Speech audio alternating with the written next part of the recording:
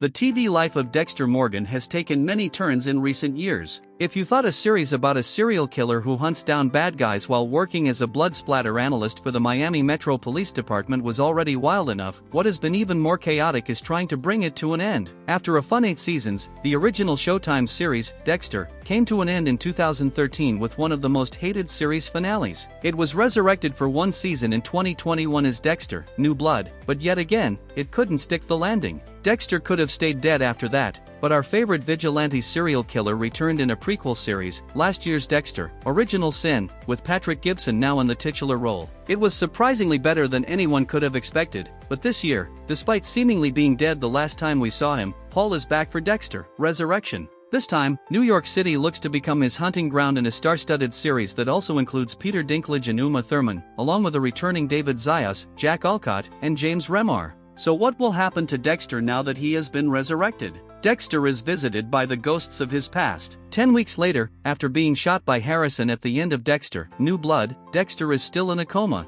where he dreams of the Trinity Killer, Arthur Mitchell. The two talk about the past and how Arthur killing Harrison's mother turned the son into being just like his father. When it comes to Dexter being shot, Arthur tells him, "Sometimes we have to go through hell to achieve resurrection. You already know who you really are." Dexter next dreams of Miguel Prado, whom he encounters in a graveyard, throwing dirt on his grave. Miguel thinks Dexter's acts are noble, but it's when he tries to be normal that people get killed. Dexter next dreams of his father, Harry. He wonders if he'd have been better off if Harry never rescued him. He regrets what he did to Harrison, but Harry tells Dexter that his son needs him. Dexter's parade of people he's hurt and or killed continues with Sergeant Dokes, who enters with a fitting, "Surprise, motherfucker." Dexter has had enough of the ghostly visits, but Dokes tells him there's a kernel of good in him. He tells Dexter to hold on to it for Harrison and go to him. That's intimidating enough to get Dexter to finally wake up. The doctor tells him that he nearly died, with only the cold and snow slowing his heart rate saving his life. Dexter asks about his son,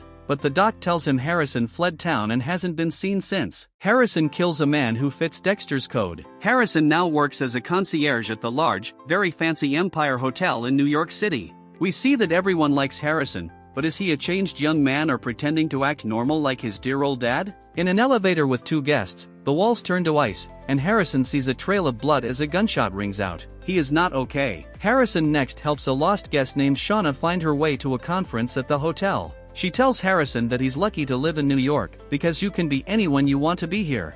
The look on his face says that he already knows. Later, a drunken Shauna is helped by Harrison and her husband to get in the elevator. It doesn't seem right to Harrison because Shauna didn't come across as married. He says as much, and the man, now annoyed, tells the concierge to hit the button for his floor. He does as he's told, including helping carry Shauna to the room. The guy finally admits that he and Shauna just met at the bar and are going to have some fun. They enter the room, and the man shuts the door as a conflicted Harrison whispers to himself that it's not his problem. However, hearing Shauna say no, Harrison enters the room and fights her assailant. Harrison wins the fight, but the creep doesn't care because there's more where she came from. There always is. Harrison flashes back to Kurt Caldwell and his trophy cases of female victims. Not willing to let that happen again, Harrison beats the man to death with a toilet tank lid before cleaning up and taking a barely conscious and unaware Shauna back to her room. Tapping into what his father taught him, Harrison wraps the man's body in a bag and scrubs down every inch of the floor before putting the guy's body in a cart and taking it down to the basement kitchen, where he cuts it up, reminiscing about his dad's lessons as he goes.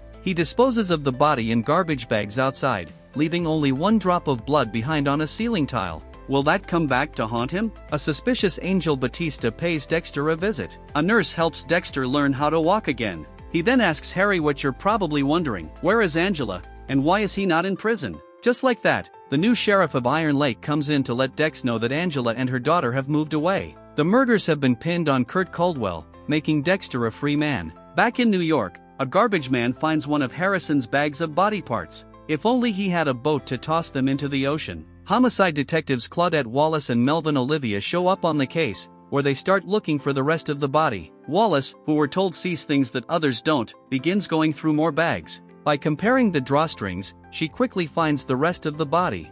Dexter walks on a treadmill to regain his strength, but it's like walking to nowhere in more ways than one. Back in his room, he encounters another ghost from his past, but this one is very much alive because it's Angel Batista. Batista hugs him, then asks Dexter why he disappeared for so many years. He says Deb's disappearance destroyed him, but Angel counters with video footage that showed Dexter wheeling her out of a hospital. Dexter admits that he took her, but his boat capsized in the storm, and he lost her. He faked his death for a new start. Angel talks about Chief Bishop calling Batista, claiming that Dexter is the Bay Harbor butcher. A day after he gets there, Bishop says she was wrong. He could maybe let that go, but Maria LaGuerta once told Batista that she was certain Dexter was the Bay Harbor butcher, too. Angel looks very suspicious, but playing nice, he gives Dexter the good news. Since he's alive, he's officially resurrected. Dexter asks himself if this is only happening because you can't prosecute a dead man. Dexter finds Harrison, and Uma Thurman enters the picture. At the hotel, the two detectives enter and quickly find the room where the murder happened. Harrison is extremely worried, and so is Dexter, who has just heard from a nurse about a body being found in New York City that was cut into 9 pieces, just like Dex prefers.